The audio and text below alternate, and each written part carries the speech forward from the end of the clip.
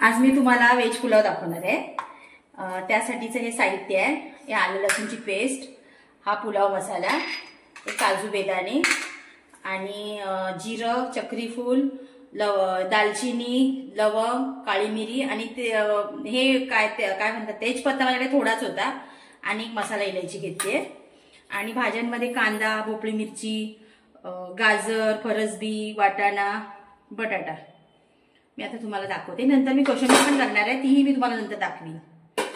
बीटची कोशिंबीर करणार आहे। हे बघा, गॅसवर मी कुकरमध्ये करते पुलाव, मला बरा पडतो तो कुकरमध्ये। टोपामध्ये कसं त्याचं हे होतं ना, करपतो वगैरे, कुकरमध्ये छान होतो। हे बघा, खडे मसाले टाकते मी। खडे मसाले जरा भाजले मग त्यात भाज्या टाकायच्या।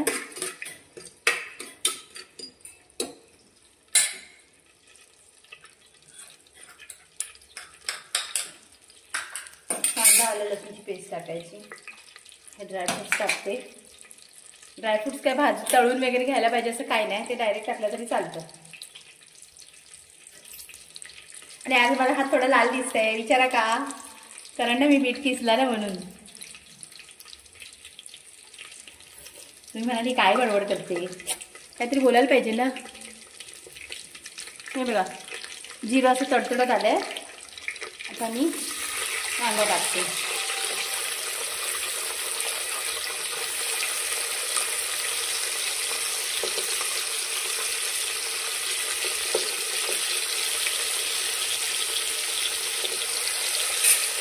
कांदा थोडा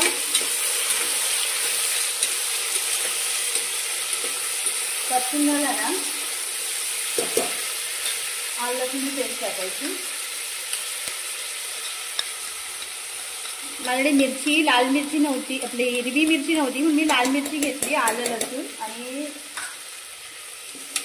हिरवी मिरची नसल्या कारणाने लाल मिरची घेतली। लाल मिरची म्हणजे हिरवी मिरची लाल झालेली ती घेतलेली। जरा सारं करून द्यायचं।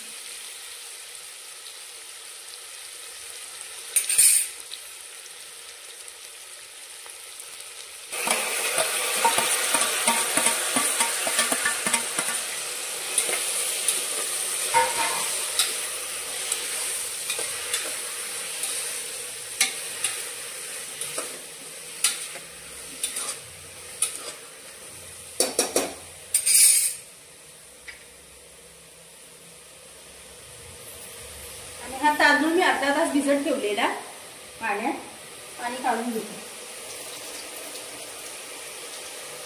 2 वाट्या तांदूळ घेतलेत मी, ह्या 2 वाट्या आणि 2.5 वाटी मी पाणी घेतलंय ह्याच मापाने।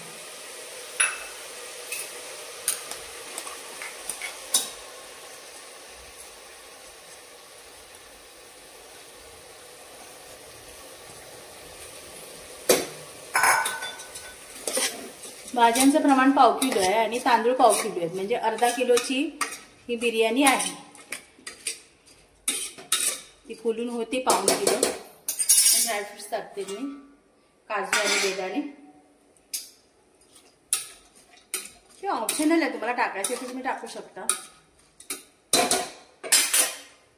आणि हा पुलाव मसाला, तो सुद्धा अगदी जास्ती नाही, थोडाच टाकायचा, आपण अख्खा मसाला टाकलाय। मीठ 2 चमचे,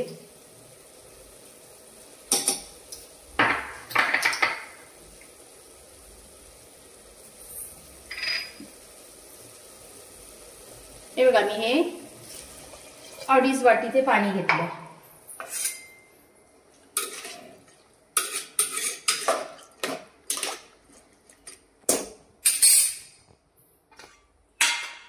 तूप फक्त 1 चमचा टाकते, बघा 1 चमचा तूप टाकलंय मी।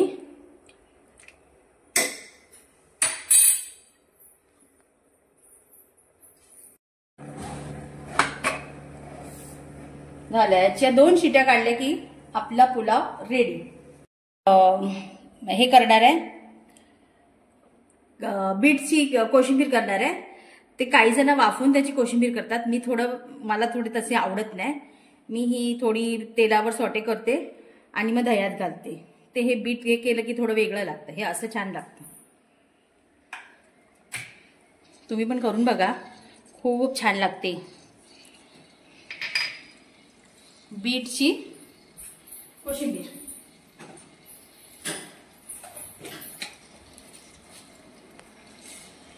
थोडंसं जिरं टाकायचं.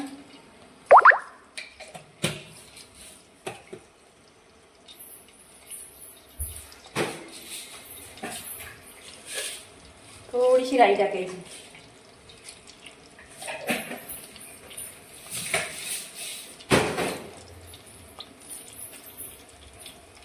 आणि ही मिरची, तुम्हाला मग अशी बोलली ना माझ्याकडे मिरच्या लाल झाल्या आहेत, आणि ही मिरची हिरवी मिरची असेल हिरवी टाका.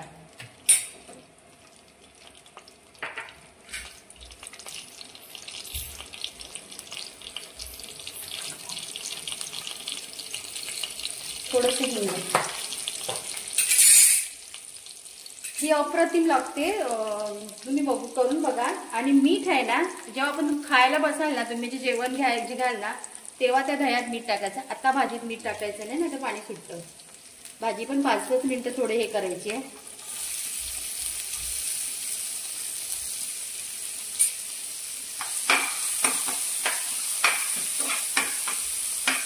कांदा आणि टोमॅटो अगदी थोडा नावाला, बाकी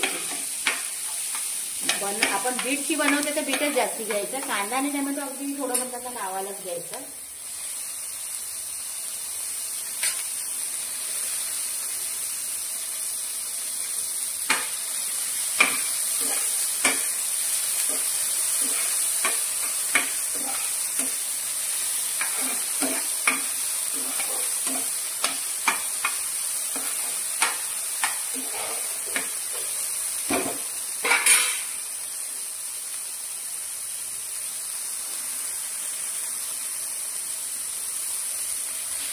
बघितलात ना तुम्ही, कांदा टोमॅटो भाजायलाच नाही द्यायचा, ती थोडा तेलामध्ये परतून घ्यायचं. बीट सुद्धा 5 मिनिटं थोडं वाफवायचं झाकण ठेवून, मग तयार करायचं. झाली आपली कोशिंबीर.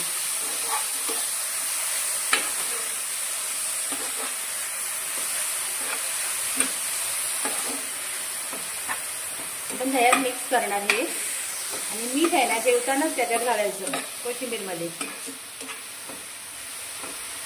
झाली पौष्टिक अशी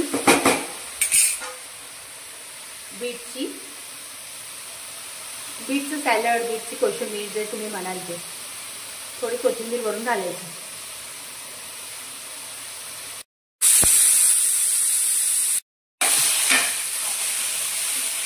दह्यात पाणी बिणी काही टाकलं नाही, मीठ टाकलं, त्या कारणाने काय ती पाणी सुटत नाही त्याला. आता कोथिंबीर घातल्यावर गॅस बंद करायचा. झाली आपली कोशिंबीर. ह्याला दह्यात मिक्स करायचं आणि मीठ घालायचं. झाली आपली कोशिंबीर.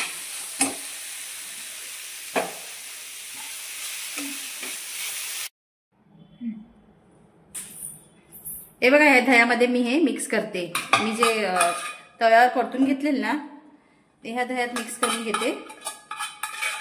आणि मीठ आता तुम्ही घालतात हे ना, हे सगळं मिक्स करून फ्रीजमध्ये ठेवायचं आणि थंड सर्व करायचं.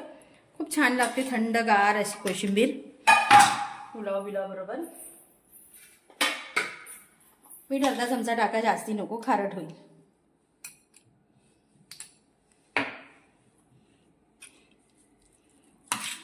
ही बघा कोशिंबीर रेडी झाली मिक्स. आता तुम्हाला मी प्लेटिंग करून दाखवते. कुकरमध्ये केलाय.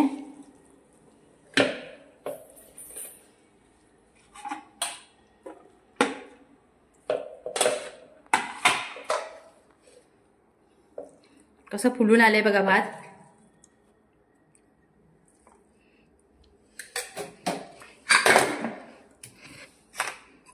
आणि कोशिंबीर.